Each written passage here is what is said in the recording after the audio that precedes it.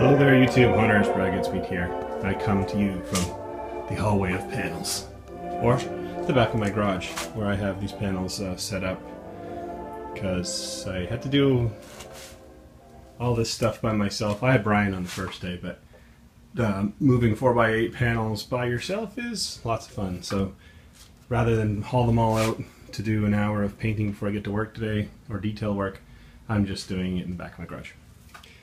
Anyway, so I think last time I showed you some progress of just putting the wallpaper in the bottom section of the panels.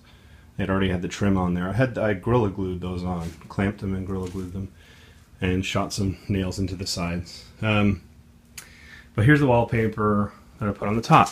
Now, the point of this was obviously to knock down the texture of the plywood. You can still see some of it in there, like this knot, for example. But mostly, it's not very apparent. And where it was really bad, I actually, I don't know if I could find a spot, but I actually mudded on top of the wallpaper and then painted. And it does the job. Intentionally wallpapered these wrinkles into it just by not doing a very good job. Again, intentionally. And then I added some polyfill, kind of plastery sealing stuff, or whatever you call it, in different places for texture. And overall, it looks pretty good. I had a comment from Ram Haunted Tents that said, but regarding the wallpaper idea down here, that I should be careful storing it outside because the glue might not react well with moisture, and it's probably a good point. Something I hadn't considered, to be honest, but I'm probably going to store these in here anyway, so it's not a big deal for me. These were mist tints, the colors that I got for $5 a gallon, so I was really happy to find one that was pretty close to like a dark wood, which is what I was aiming for the beadboard. And then this is supposed to be a professor's office, so I wanted a fairly masculine color that wasn't too glossy, and I found this kind of flat olive kind of paint. But what I've done here to modify the color, and what I'm going to continue to do, is I take a Tandy Leather EcoFlow gel antique stain, and I mix that, just a bit of it, maybe a couple teaspoons, in a sprayer with water, and I've been using this.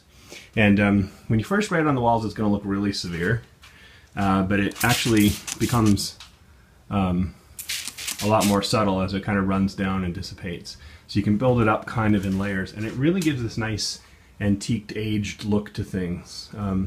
You may have noticed that on these panels already. The lighting in here is kind of suspect, but it modifies the color. It gives it kind of a yellowed, aged, cruddy look. And it's just a sort of a good all-around treatment. I'm going to further detail these with a paintbrush and some black paint and some other colors to give it a moldy look. But this is something I've done on my panels before, and it really looks nice. It really is a nice little effect. But again, you kind of have to go at it in layers and be patient. I guess you could mix it more concentrated, but I like the control of being able to build it up in subtle layers. The other thing I like to do, and you can't really see it very much on this, but I like to build more weathering and detailing along the edges of panels. This is an artistic decision, but the concept is these panels are going to be joined together, and there's going to be seams between the panels. So why draw attention to them? Well, to have the weathering look like it's coming where the seams are just seems natural to me. It's just the idea that you know, there's a crack in the wall or something where the detailing is, but that's not really what it is. What is it? It's just that it just seems to frame those seams properly and give them a reason for being there, and it just looks, I don't know why. It's just an artistic thing. It's hard to explain. Others might be able to do a better job of it. But I do like to sort of frame the edges of the panels with a bit more darkness, sort of what's called a vignette in motion graphics, which is what I do for a living, but kind of darker around the edges and as they join together. Who knows why? So that's the progress with these. I'm going to do a little bit more detailing today before I get to my actual work, make some money. And I've got a few more panels to go, and then there you are. So, drawing a blank of what to say, which is rare for me. I usually can talk your ears off. So now let's stop talking now. But I'll talk to you again soon.